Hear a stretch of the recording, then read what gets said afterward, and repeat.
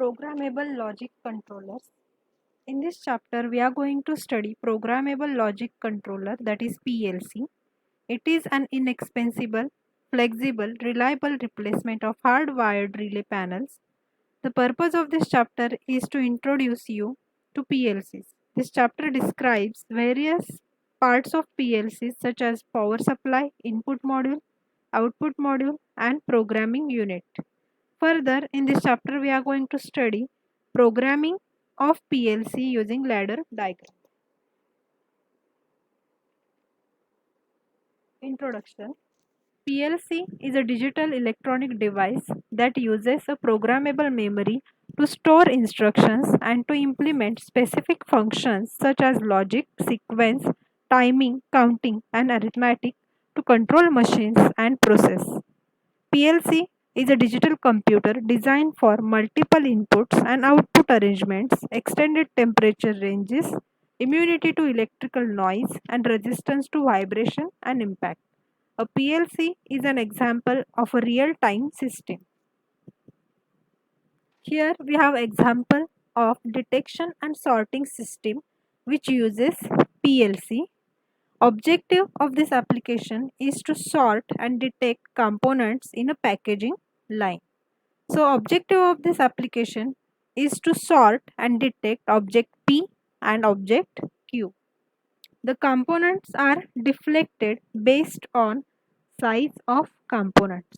The taller component P is to be deflected by a sort solenoid, while smaller component Q is to be allowed to pass through the sort area. Two sensors S1 and S2 are used to sense the height and to produce a sorting signal. When P is in sort area, both sensors turn on, which will energize the sort solenoid, which deflects the component P on different conveyor.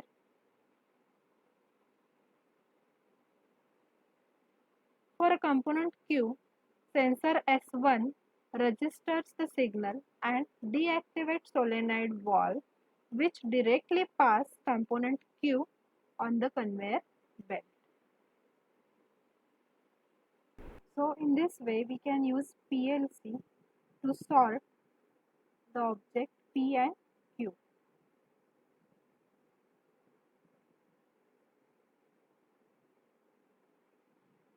Next, here we have two figures.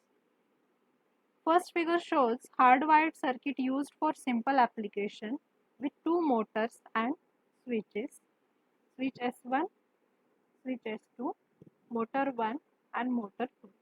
Switch S1 is connected to motor 1, switch S2 is connected to motor 2. These switches and motors are wired parallel to generate simple logic. When switch S1 is on, motor 1 will turn on. When switch S2 is on, motor 2 will turn on. Otherwise, motor will remain off. If we require to make complex design, then we require to redesign and rewire the circuit. To avoid this rewiring and redesigning, we can use PLC processor in this circuit. So the next figure shows us in which we have used PLC. We have connected switch S1 and S2 to input modules of PLC, and we have connected motor 1 and motor 2 to the output module of PLC. In between that, we can see the logic module in which we can write our program to turn on motor 1 and motor 2 according to switch S1 or S2.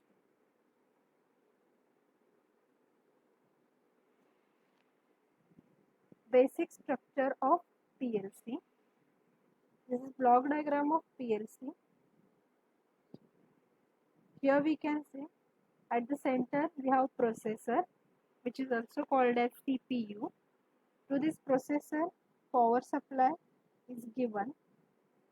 Then there are input modules and output modules. push buttons, contacts, limit switches are used as the input modules. Then to the output we can connect solenoids, contactors, alarms or actuators. Then here we have programming device through which user can write his program, and we can use PLC according to the program of user.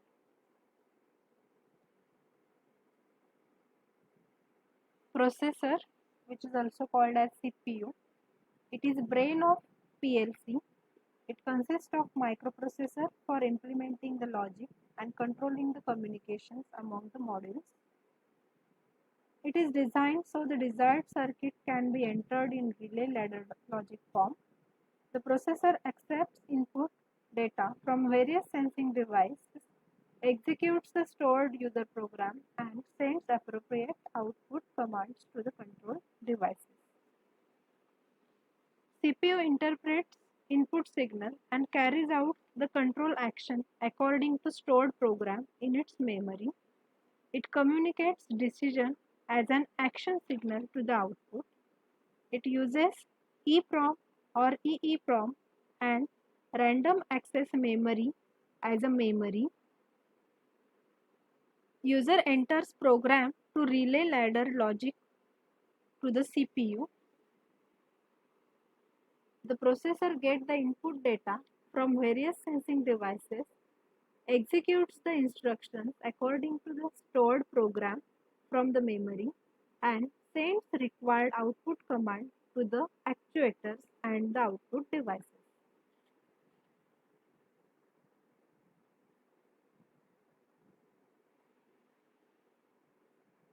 Input-output configurations. Input and output unit or sections are where the processor receives information from external devices and communicates information to the external devices.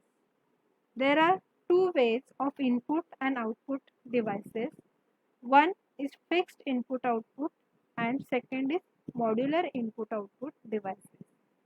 Fixed input output device, it is typical of small PLCs. It comes in one package with no separate removable unit. The processor and input outputs are packaged together. They are lower in cost but lacks of flexibility. So, fixed input output module is a small unit which comes with processor, terminals and cannot be changed. Next is modular input output device. There are several compartments into which input output modules can be plugged. So we can use it in flexible manner. So modular input output is divided by compartments into which separate modules can be plugged. This feature greatly increases your options and units flexibility. You can choose from all the modules available and mix them in any way you desire. Programming device. It is used to enter the program using ladder logic form into the memory of the processor. Sequence of operation and control of equipment is determined by ladder program. Programming device is connected to controller while entering the ladder program. Programming is done by pushing keys or keyboard and can be programmed by people without much computer programming experience. There are three approaches to programming device. First, use of handheld programmer. Second, terminal with video display unit. And third, PC with software. Here we can see the programming device in which we can see it is PC with appropriate software. So a personal computer is the most commonly used as a programming device. The software allows user to create, edit, document, store and troubleshoot programs. The personal computer communicates with the PLC processor via a serial or parallel data communication link. Then next programming device is handheld unit with display. Handheld programming devices are sometimes used to program small PLCs. They are compact, inexpensive and easy to use, but are not able to display as much logic on screen as a computer model. In next part of video, we will see programming of PLC.